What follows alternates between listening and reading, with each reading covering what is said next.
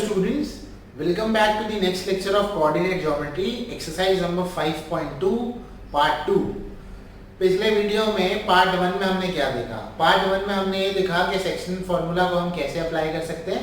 Sectional formula basically होता ये था कि अगर मैं एक लाइन सेगमेंट ले लूँ AB, उस लाइन सेगमेंट AB पर अगर वो लाइन सेगमेंट AB कुछ हिस्सों में डिवाइड है, सपोज करो C है ये पॉइंट, C से लेके A तरफ वो M पार्ट्स में डिवाइड है और C से लेके B के तरफ वो N पार्ट्स में डिवाइड है, तो फिर मैं उसे अगर मुझे C के कोऑर्डिनेट्स निकालने होते थे तो मैं कैसे निकाल सकता था? mx2 plus nx1 upon m plus n से, जिसमें A के कोऑर्डिनेट्स को हम x1 y1 मानते हैं और B के कोऑर्डिनेट्स को हम x2 y2 मानते हैं। और वैसे हमें y निकालना होगा तो क्या होगा बताओ? my2 plus ny1 upon m plus n। Fair enough? इतनी बात समझ रहे हैं आप? तो इस तरह से बेसिकली आप सेक्शनल फार्मूला का क्या कर सकते थे? अप्लाई कर सकते थे। इसके अलावा आपने डिस्टेंस फार्मूला पढ़ा और मिड पॉइंट फार्मूला पढ़ा। आज हम क्वेश्चन नंबर 7 से शुरू करने वाले हैं। क्वेश्चन नंबर 7 से जहां से हम शुरू करेंगे उसके अंदर हम सेंट्रॉइड फार्मूला को पढ़ेंगे। तो सेंट्रॉइड फार्मूला को पढ़ने के लिए सबसे पहले हमें ये पता होना चाहिए कि हम सेंट्रॉइड कहते किसे। तो सबसे पहले आओ मैं आपको ये सिखा दूं कि सेंट्रॉइड क्या होता है। या आपने सुना भी होगा या आपने पहले देखा भी होगा इस चीज को। सेंट्रॉइड क्या होता है? सेंट्रॉइड के लिए सबसे पहले आपको ट्राइंगल की तरफ आना पड़ेगा और ट्राइंगल में ये देखना पड़ेगा कि हम मीडियन किसे कहते हैं। तो एक ट्राइंगल में ये एक है, ये पार्ट यहाँ है और ये पार्ट यहाँ है। तो अगर सपोज करो एक मीडियन है AD, एक मीडियन है BE और एक मीडियन है CF। मीडियन तो याद होगा, मीडियन किसे कहते हैं? अगर याद नहीं है तो मैं याद दिला देता हूँ। मीडियन बेसिकली एक ऐसा लाइन सेगमेंट होता था जो किसी अगर अपोजिट सेगमेंट पर आ जाए तो उस अपोजिट सेगमेंट को दो इक्वल हाफ्स में डिवाइड करेगा। मतलब अगर AD एक लाइन सेगमेंट है तो उसके अपोजिट, मतलब यहाँ से जो अपोजिट सेगमेंट कौन सा है? BC। तो अगर वो उस पर आएगा तो उसको दो इक्वल हाफ में क्या कर देगा? डिवाइड कर देगा। तो वैसी BE एक मीडियन है जो BE कहां पर आ रहा है? AC पर। वैसी CF एक मीडियन है, वो किस पर आ रहा है? AB पर। ये तीनों मीडियन जो है वो एक पॉइंट पर आकर मिल रहे हैं बेटा। ये जो पॉइंट पर आकर मिल रहे हैं, सपोज करो उससे हमको G से रिप्रेजेंट करेंगे और इसी को हम क्या कहते हैं? सेंट्रॉइड कहते हैं। क्या कहते हैं? सेंट्रॉइड। ठीक है। अब हम जाएंगे सेंट्रॉइड, अगर आपको समझ गया तो अब हम जाएंगे सेंट्रॉइड फार्मूला की तरफ। सेंट्रॉइड फार्मूला के लिए सपोज करो A के कोऑर्डिनेट्स x1, y1 है, B के कोऑर्डिनेट्स x2, y2 है और C के कोऑर्डिनेट्स x3, y3 है और सेंट्रॉइड के जो कोऑर्डिनेट है वो x, y है। तो अगर आपको सेंट्रॉइड के कोऑर्डिनेट्स को फाइंड आउट करना है तो x का फार्मूला होता है x1 plus x2 plus x3 upon 3 और y के लिए जो फार्मूला होता है वो होता है y1 plus y2 plus y3 upon क्या आएगा? समझ गए? तो इस तरह से आपका यहाँ पर क्या बनेगा? सेंट्रॉइड का फॉर्मूला बन गया। यानी कि अगर आपको सेंट्रॉइड निकालना है तो आप ऐसे निकाल सकते हो। तो सबसे पहले इस फॉर्मूले को नोट डाउन कर लो अपनी बुक में, तब हम जाएंगे आज की एक्सरसाइज की तरफ। ओके, सो हमारा क्वेश्चन क्या है वो देखो। हमारा पहला क्वेश्चन है, क्वेश्चन नंबर 7 का फर्स्ट वाला क्वेश्चन है।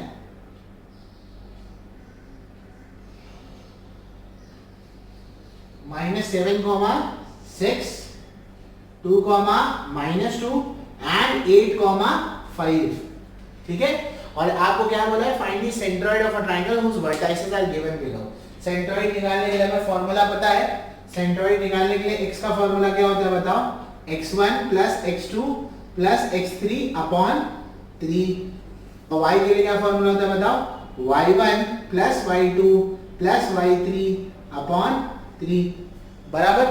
ओके, तो ये x क्या होगा बताओ? x1 क्या है बताओ? -7 है, लिख दिए। x2 क्या है बोलो? 2 है, लिख दिए। x3 क्या है बोलो? 8 है, लिख दिए। अपॉन में क्या आ जाएगा बेटा? 3 आ जाएगा। सबके पहले नंबर -7, 2 और 8 वो लिख दिए। y के लिए क्या आएगा बताओ? y के लिए होगा पहला नंबर क्या है? 6 है, उसमें ऐड कितना करना है? -2 को ऐड करना है और फिर ऐड क्या करना है? 5 है। अपॉन में क्या है? 3। समझ गए? ये वाला नंबर, ये वाला नंबर और ये वाला नंबर ऐड करो। पहले दोनों जो प्लस वाले इसको ऐड कर लो। 8 + 2 कितना होता है? 10। 10 में से 7 माइनस होगा, तो 10 में से 7 किया तो कितना बचेगा 3, और 3/3 कितना आ जाएगा बेटा 1 आ जाएगा। Got it? समझने आया आपको ये? ओके, यहां पर क्या होगा, यहां पर देखो तो ये 6 है, प्लस माइनस क्या हो जाएगा माइनस, और यहां पर 5 अपॉन क्या आ जाएगा 3। तो लाइन से कर लो, 6 में से 2 जाएगा तो कितना बचेगा 4, 4 और 5 कितना हो जाएगा 9, 9/3 कर दो, 3 1 जा 3 3 जा, तो y का वैल्यू अल्टीमेटली आपको कितना मिल गया, y का वैल्यू आपको मिल गया 3। देखो मैंने x को एंटायरली ऐसे बॉक्स में किया है, आप फाइनल आंसर लिख के x = 1 एंड y = 3 को क्या करो बॉक्स में कर देना। ठीक है, आगे बढ़ते हैं। तो ये होने के बाद आगे बढ़ते हैं हम।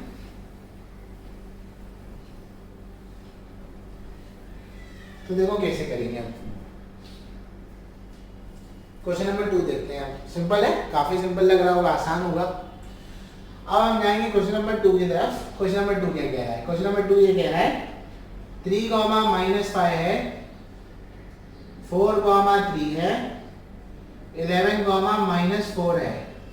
ठीक है ना, ये आपको दिया हुआ है। तो अब x निकालना है, तो x का फॉर्मूला क्या होगा बताओ, x1 + x2 + x3 अपॉन 3 होगा, एंड y का फॉर्मूला क्या होगा बताओ, y1 + y2 + y3 अपॉन 3 होगा। फेयर इनफ, इतना समझे? तो यहां से क्या आ जाएगा 3 आ जाएगा, प्लस यहां से क्या आ जाएगा 4 आ जाएगा, प्लस यहां से क्या आ जाएगा 11 अपॉन 3। ठीक है, y के लिए क्या होगा बताओ, y1 क्या है -5 है, y2 क्या है 3 है, और y3 क्या है -4 है, अपॉन में क्या है 3 है। ठीक है, पहला जब नंबर माइनस में रहता है तो उसको डायरेक्टली माइनस में लिख दो, कोई प्रॉब्लम नहीं है। ये भी आप माइनस में लिख सकते हो, बस प्रिकॉशन के लिए बता रहा हूं। ठीक है, अच्छा अब यहाँ पर ध्यान से देखो, ऐड कर दो इसको, सब तीनों ऐड ही में। 3 + 4 कितना होगा 7, और 7 और 11 कितना होगा 18, तो ये 18 आ जाएगा, और ये 18 / 3 हो जाएगा, तो ये कितना हो जाएगा 3 1 जा 3, 3 6 जा 18। x का वैल्यू क्या मिल गया 6 मिल गया। सिंपल। अब क्या निकालना है आपको, y निकालना है। y निकालने के लिए आप क्या करेंगे, y निकालने के लिए आप यहाँ पर -5 है, +3 है, प्लस माइनस क्या होगा माइनस, और यहाँ पर क्या आएगा 3 आ जाएगा। इसको कैसे करेंगे देखो, इसको करने के लिए सबसे पहले जो भी करना चाहते हो कर सकते हो। माइनस प्लस माइनस होगा, 5 में से 3 माइनस होगा, कितना बचेगा -2। सबसे पहले ये दोनों को कर लिया, अगर नहीं समझ में आ रहा है इन दोनों को माइनस करिए, कितना बच रहा है -2 बच रहा है। -2 और -4 कितना होगा -6/3। प्लस माइनस अपना अच्छा रखो, मतलब पक्का रखो, तो ये हो जाएगा 3 1 जा 3 2 जा, तो y का वैल्यू बेटा क्या मिलेगा आपको -2 मिल जाएगा। ठीक है, तो इस तरह से सेकंड सम कंप्लीट होता है। थर्ड सम सेम लाइन पर है, वो आप करेंगे और असाइनमेंट में मुझे भेजेंगे। अब हम जाएंगे नेक्स्ट क्वेश्चन की तरफ, जो है क्वेश्चन नंबर 8।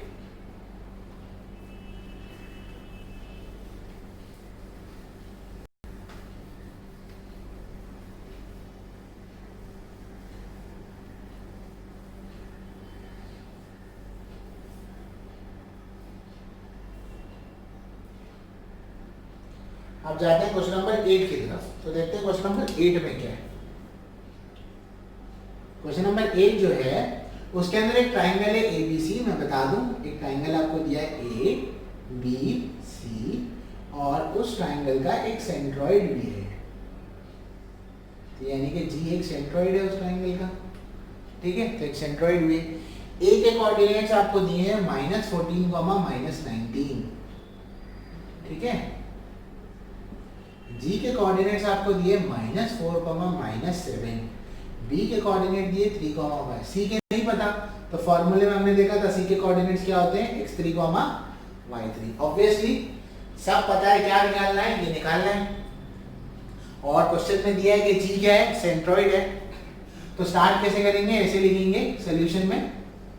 सोल्यूशन हम इसका ऐसे स्टार्ट करेंगे, solution since G is the क्या सेंट्रॉइड है ना, since G is the centroid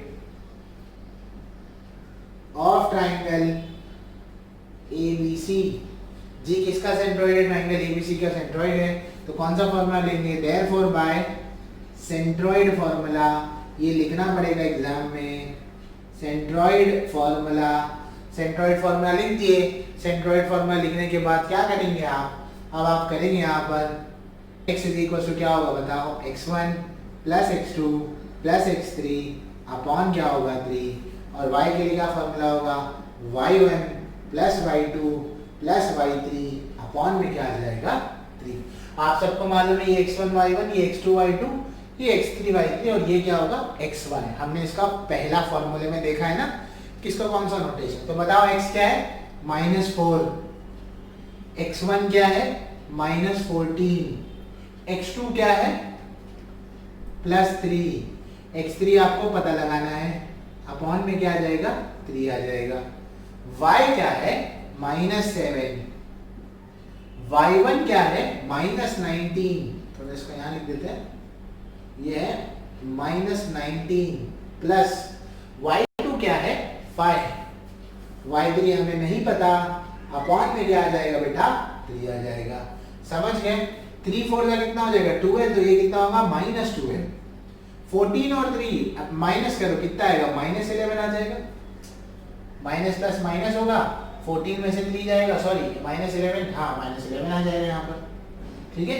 14 में से 3 को माइनस कर दो, हाँ प्लस क्या है यहाँ पर x3 है, यहाँ पर क्या होगा 7 3 जब 21 हो जाएगा तो -21 है, माइनस प्लस माइनस होगा, 19 में से 5 जाएगा तो कितना बचेगा -14, प्लस क्या आएगा यहाँ पर y3 आ जाएगा। इतना समझ गए। -11 को यहाँ लेकर आओ तो क्या होगा बताओ, +11 हो जाएगा, इज इक्वल टू x3 हो जाएगा। माइनस प्लस माइनस 11 में 12 में से 11 माइनस होगा तो -1 बचेगा, x का वैल्यू कितना आएगा -1 आ जाएगा। यहाँ तक आने के बाद यहाँ पर क्या होगा, -14 को यहाँ पर लेकर आ जाओ तो कितना हो जाएगा +14 इज इक्वल टू क्या होगा y3 हो जाएगा। तो y3 का वैल्यू आपको क्या मिलेगा, माइनस प्लस माइनस होगा, 21 में से 14 को निकाल दो, तो अगर 14 को निकालोगे तो 7 बच जाएगा, तो ये कितना आएगा -7। तो आपका फाइनल आंसर क्या होगा -1 और -7। तो इस तरह से आपको कोऑर्डिनेट। क्वेश्चन नंबर 9 में a b c are the coordinates of vertices of a triangle whose centroid is 1,5, find h, k। आपको दो चीजें फाइंड करनी है यहाँ पर, h और k दोनों फाइंड आउट करना है। तो मैं लिख देता हूँ यहाँ पर ट्रायंगल बनाकर लिख दूँ तो बेहतर दिखता है तुम लोगों को भी। तो ये a है, ये b है और ये क्या है c है। ये क्या है h, -6 है, ये है 2,3 है, ये है -6, k। ये यहाँ से यहाँ भेजना है, इसको यहाँ से यहाँ, इसको यहाँ से यहाँ, ये शो करने की जरूरत नहीं है, बस मैंने बना दिया। और यहाँ पर g है, और g आपके पास क्या है 1,5 है। नोटेशंस तो आपको सबको पता है ना, नोटेशंस क्या होते हैं, नोटेशंस होंगे ये x1 y1 x2 y2 x3 y3 और ये क्या होगा h, x और y, ठीक है।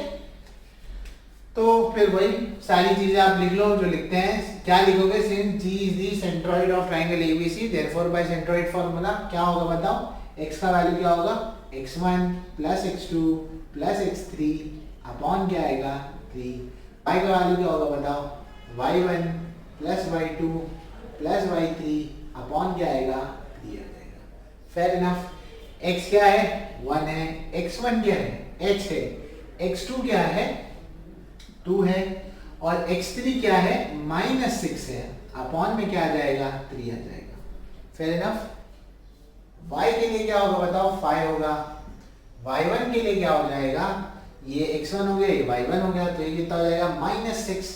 y2 के लिए क्या हो जाएगा 3 हो जाएगा, ये 3 लिख दिए, और y3 आपका क्या है k है। समझ रहे हो ना, ये x1 y1, ये x2 y2, ये x3 y3 और ये क्या है x, y। अब क्या करेंगे, यहाँ 3 लिख दो, 3 बनता कितना हो जाएगा 3, ये लिख दिए, h प्लस माइनस माइनस होगा, 2 में से 6 जाएगा तो -4 बचेगा, बड़े नंबर के साथ माइनस आएगी ना, -4 हो गया।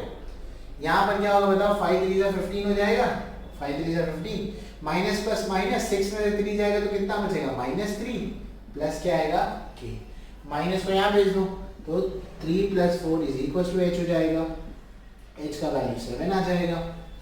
सिमिलरली 15 + 3 = k हो जाएगा, और k का वैल्यू क्या हो जाएगा 18। तो H7 आ गया और k क्या आ गया 18 आ गया।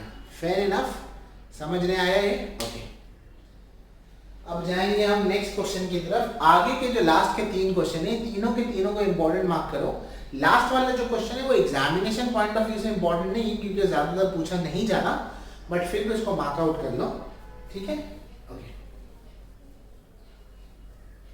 अब हम करेंगे क्वेश्चन नंबर 10, ठीक है? देखो क्वेश्चन नंबर 10, क्वेश्चन नंबर 10 थोड़ा सा अलग है, उसके बाद 11 12 सेम है। क्वेश्चन नंबर 10 में देखो है क्या, find the coordinates of the point of trisection. Trisection का मतलब क्या, किसी चीज को 3 हिस्से में डिवाइड करना। बाइसेक्शन 2 हिस्सों में, ट्राइसेक्शन 3 हिस्सों में। Of the line segment A B with A and B, point दिया है और उसको 3 सेगमेंट में डिवाइड करना है। मतलब क्या, देखो ये एक पॉइंट है ए बेटा और ये दूसरा पॉइंट क्या है तुम्हारा बी। अब इसमें ये दिया है बेटा तुमको 2,7 और आपको बी दिया है -4, -8। इतना समझ गए? अब इसका ट्राइसेक्शन पहले कर दो। ट्राइसेक्शन यानी कि इसके 3 हिस्से बना दो। सपोज कर दो यहाँ पे मैंने Q दे दी, P दे दिया और यहाँ पर Q दे दिया। तो देखो ये एक हिस्सा हो गया, ये 2 हिस्सा हो गया और यहाँ से यहाँ तक कितने हिस्से हो गए 3 हिस्से। क्लियर है? बराबर, यहाँ तक क्लियर है? आपको पॉइंट्स फाइंड आउट करने हैं, P और Q के लिए जो पॉइंट्स होंगे वो आपको फाइंड आउट करने हैं कि वो निकालने हैं, ठीक है? Fair enough. अच्छा, अब P और Q के लिए जो पॉइंट्स आपको निकालने हैं, तो यहाँ पर अगर आप देखते हैं तो लाइन को सेक्शंस में डिवाइड किया गया है। अगर मैं AP की बात करूँ तो एक हिस्सा है, AQ की बात करूँ तो 2 हिस्सा है और A से लेकर B की बात करूँ तो कितने हिस्से, 3 हिस्से की बात है। अच्छा, सबसे पहले अगर मेरे को P के कोऑर्डिनेट्स निकालने हैं, सपोज करो P के कोऑर्डिनेट्स यहाँ पर x, y है और मुझे x, y निकालना है, तो मुझे क्या क्या चाहिए? सेक्शन फॉर्मूला बनाता हूँ। सेक्शन फॉर्मूला क्या है बताओ? x का क्या है, mx2 + nx1 upon m + n और my2 + ny1 अपॉन m +, यानी x1 y1 और x2 y2 चाहिए। तो इस P के लिए x1 y1 x2 y2 तो है, और क्या चाहिए? m और n चाहिए। तो मेरे को ये बताओ P का यहाँ से हिस्सा कितना और यहाँ से हिस्सा कितना है? P का यहाँ से लेकर यहाँ तक एक हिस्सा है, यहाँ से लेकर यहाँ तक 2 हिस्से, मतलब एक हिस्सा और एक हिस्सा 2। तो यहाँ से यहाँ तक 2 है और यहाँ से यहाँ तक 1 है। तो P जो है वो इस लाइन को कितने हिस्सों से डिवाइड कर रहा है? यहाँ से यहाँ तक 1 और यहाँ से यहाँ तक 2। तो मैं बोल सकता हूँ P जो डिवाइड कर रहा है, कैसे डिवाइड कर रहा है? 1:2 में, यानी उसका m कितना होगा 1 और n कितना होगा 2। ठीक है, समझे? बट ऐसे ओरली नहीं कर सकते, आपको मैथमेटिकली प्रूफ करके देना पड़ेगा। ये कैसे आएगा? तो उसको कैसे करेंगे? तो देखो, अगर मैं AP का रेशियो, A से लेके P तक का रेशियो और P से लेके B तक का रेशियो दूं तो क्या होगा? AP तो वैसे ही रहेगा। मुझे बताओ PB क्या है? PB को बोल सकता हूं मैं PQ + QB है। अरे एग्री करते हो? ये बोल सकता हूं मैं। अच्छा, दूसरी बात मेरे को ये बताओ, ये AP तो वैसे का वैसे ही है, ये ट्राई सेक्शन के तो 3 इक्वल हिस्से हैं। तो मैं यहाँ पर लिख देता हूं कि AP, PQ और QB, ये तीनों हिस्से क्या है? आपस में इक्वल है ना। ट्राई सेक्शन नहीं है, उसके इक्वल हिस्से किए गए 3 इक्वल। तो क्या मैं PQ की जगह AP लिख सकता हूं और QB की जगह भी क्या लिख सकता हूं? AP लिख सकता हूं। ये लिख दिए तो ये AP हो गया। AP + AP कितना हो जाएगा? 2AP हो जाएगा। AP और AP क्या हो जाएगा? कैंसिल। ऊपर क्या बचेगा? 1। तो ये कितना आएगा? 1/2। समझ गए? यानी कि ये एक हिस्से और ये कितने हिस्से हो गए? 2 हिस्से हो गए। अब आपको कोऑर्डिनेट्स P के फाइंड आउट करने, तो कैसे करेंगे? यहाँ पर करते हैं फॉर कोऑर्डिनेट्स ऑफ P। अगर आपको P के कोऑर्डिनेट यहाँ निकालने हैं तो आप कैसे निकालेंगे? x के लिए फॉर्मूला क्या है बताओ? mx2 + nx1 upon m + n, ये फॉर्मूला है आपके पास। और y के लिए क्या फॉर्मूला है? my2 + ny1 upon m + n। ठीक है ना? ये तुम्हारा m है, ये तुम्हारा क्या है? n है। इतनी बात समझ गए आप? ये x1 y1 है और ये क्या है? x2 y2 है। फेयर ना? m क्या है बताओ? m तुम्हारे पास 1 है, लिख दिया। x2 क्या है? ये x1 y1 है, ये x2 y2 है। तो x2 क्या है? -4 है। n क्या है आपके पास? n 2 है, तो आपने 2 लिख दिया। x1 क्या है आपके पास? 2 है, तो वो भी लिख दो। अपॉन m प्लस n यानी कि 1 प्लस 2, ये लिख दिया। फिर से चेक कर लो, m1 था, x2 -4 था, लिख दिया। n क्या था? 2 था। x1 क्या था? 2 था, तो वो लिख दिया हमने। अपॉन में क्या आ गया? 1 प्लस 2। यहाँ पर लिखते हैं y के लिए कर लेते हैं, तो y के लिए कितना हो जाएगा? m क्या है? m हमारे पास 1 है। y2 क्या है? ये x2 है, ये y2 है, तो y2 क्या है? -8 है। n क्या है हमारे पास? 2 है, बराबर। y1 क्या है? 7 है, तो 7 लिख दो। यहाँ पर क्या आ जाएगा बताओ? 1 प्लस 2। वैल्यू सब्स्टिट्यूट हो गया। आप सॉल्व करो, सॉल्व करेंगे तो क्या होगा बताओ? सॉल्व करेंगे आप ये, तो 4 1 जा 4, तो ये -4 हो जाएगा। 2 2 से कितना हो जाएगा? 4, और 2 प्लस 1 कितना हो जाएगा? 3। यहाँ पर क्या होगा? यहाँ पर अगर देखोगे तो ये कितना होगा? -8 हो जाएगा। 7 2 से कितना होगा? 14, और 2 प्लस 1 कितना हो जाएगा? 3। आगे क्या होगा बताओ? -4 प्लस 4 कितना होगा? 0, ये 0/3 होगा। यहाँ क्या होगा? 14 में से 8 जाएगा तो कितना बचेगा? 6, ये कितना आएगा? 6/3। 0/3 कितना होगा बेटा? 0 हो जाएगा। Fair enough. और 3 1 जा 3 2 जा, तो इसका आंसर क्या आ जाएगा? 2, यानी कि यहाँ पर क्या वैल्यू आ गया? 2 आ गया। इस तरह से आपको p के कोऑर्डिनेट्स मिल गए 0,2। ये समझना आया आपको? इतना समझ गए?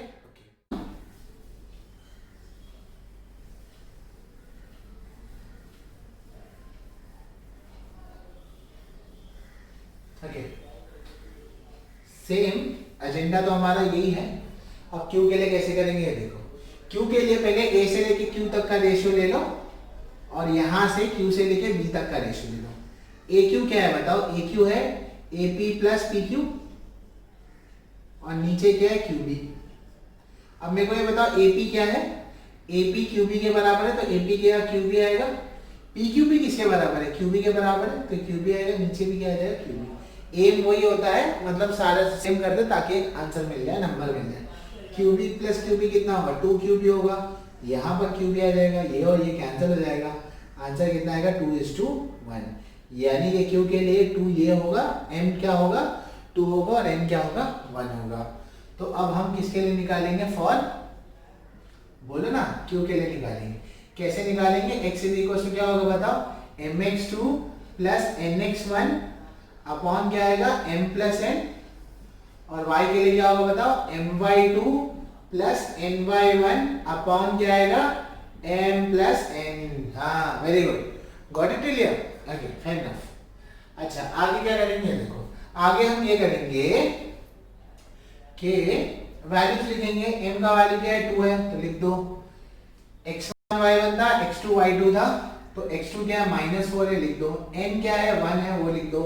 x1 क्या है? 2 है, वो लिख दो। यहाँ पर क्या आ जाएगा? 2 प्लस 1। y के लिए भी यहाँ पर लिख देता हूँ पहले में, 2 प्लस 1 आ जाएगा, तो m की जगह 2 होगा, y2 की जगह कितना होगा? -8 हो जाएगा, प्लस n की जगह 1 होगा, y1 की जगह क्या आएगा? 7 आ जाएगा।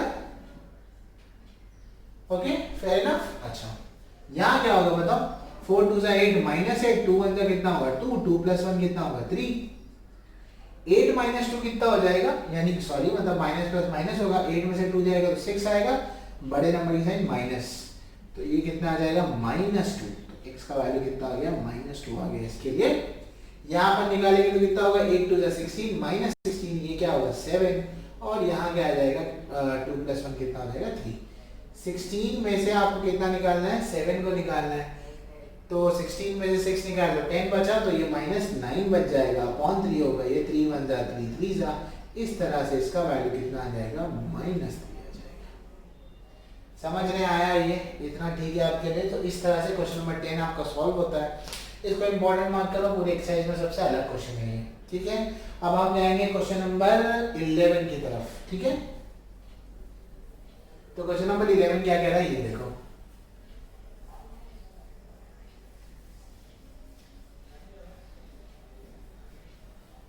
क्वेश्चन नंबर 11 ये कह रहा है, क्वेश्चन नंबर 11 है कि A and B is given, find the coordinates of point in which the line segment AB divides into 4 equal parts। मतलब आपके पास एक लाइन सेगमेंट है AB, उसको 4 इक्वल पार्ट्स में डिवाइड कर दो। ये ए बी है, हाँ सपोज करो ये पी है, ये क्यू है और ये क्या है आर है। अगर देखोगे तो ये एक हिस्सा होगा, ये दूसरा, ये तीसरा और ये चौथा। आपको पी के, क्यू के और आर के क्या करने हैं, कोऑर्डिनेट्स को निकालना है। ठीक है, पी के कोऑर्डिनेट्स क्या होंगे वो देखने, क्यू के कोऑर्डिनेट्स क्या होंगे वो देखने, आर के कोऑर्डिनेट्स क्या होंगे वो देखने और आपको वो निकालना है। Fair enough. 10 और आपके बी के कोऑर्डिनेट्स है 6, -2। ठीक है, अब इसको निकालने का बड़ा सिंपल तरीका है। थोड़ी देर के लिए देखो, देखो यहाँ से Q से लेकर A तक 2 हिस्से हैं, मतलब प्रूफ करने की जरूरत नहीं है, ये 2 हिस्से हैं और Q से लेकर B तक भी 2 हिस्से हैं आपके पास। तो क्या मैं बोल सकता हूँ Q मिड पॉइंट है AB का? अगर मैं मान के चलो यहाँ P नहीं है और यहाँ R नहीं है, तो अगर खाली Q बचता तो Q किसका मिड पॉइंट होता है, AB का मिड पॉइंट होता। तो हम सोल्यूशन इसका ऐसे लिख सकते हैं, Q is the midpoint of A B.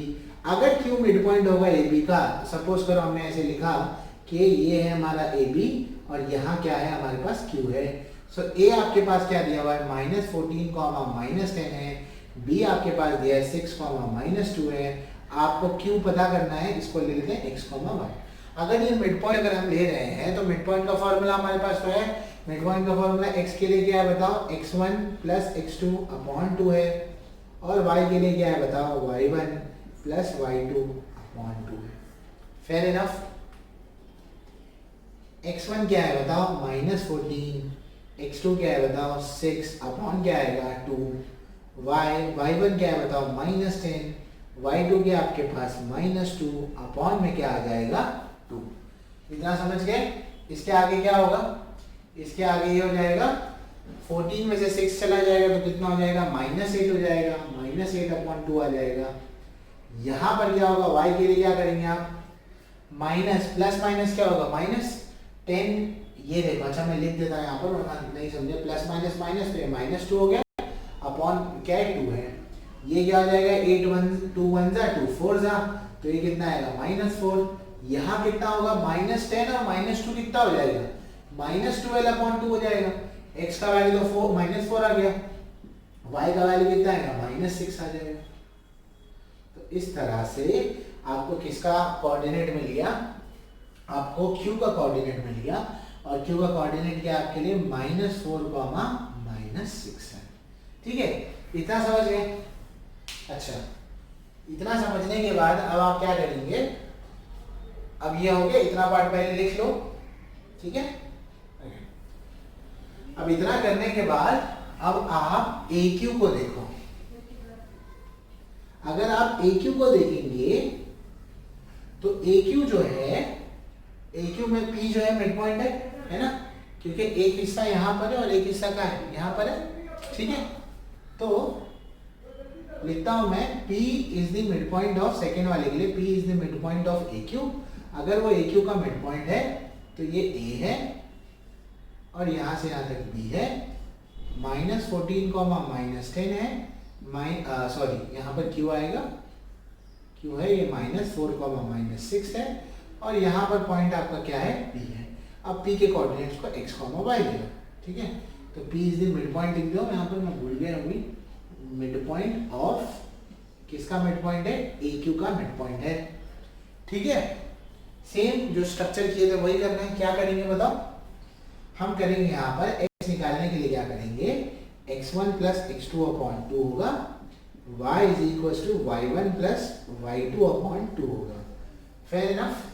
आगे क्या होगा, आगे हम ये करेंगे, x1 कितना है बताओ, -14 है, ये x1 हो गया, ये y1 हो गया। x2 कितना है हमारे पास, -4 है, /2 आएगा। y के लिए क्या होगा बताओ, y के लिए होगा -10 और y2 के लिए क्या होगा, -6 अपॉन क्या आ जाएगा, 2 आ जाएगा। तो ये -14 हो गया, प्लस माइनस क्या होगा, माइनस अपॉन क्या आ जाएगा, 2 बराबर। ठीक है, तो माइनस माइनस क्या होगा, प्लस, और 14 और 8 कितना हो जाएगा, 14 और 4 कितना हो जाएगा, 18 हो जाएगा और इसका आंसर कितना आ जाएगा, -9। x का वैल्यू कितना आ गया, -9 आ गया। नेक्स्ट y के लिए कैसे निकालेंगे, y के लिए 10 है, प्लस माइनस माइनस हो जाएगा, 6/2 हो जाएगा। यहाँ पर ये -10 और -6 कितना होगा, -16, -16/2 कितना हो जाएगा, -8 हो जाएगा। ठीक है, समझ गए। तो ये आपका किसके लिए आंसर आ गया, ये आंसर आपका आ गया p के लिए। तो p के कोऑर्डिनेट्स आपको मिल जाएंगे -9, -8। Fair enough. अब सिमिलरली हम किसके लिए निकाल लेंगे, r के लिए निकाल लेंगे। ठीक है,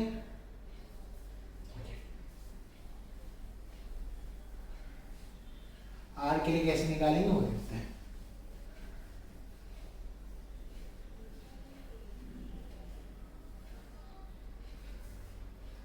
r के लिए निकालने के लिए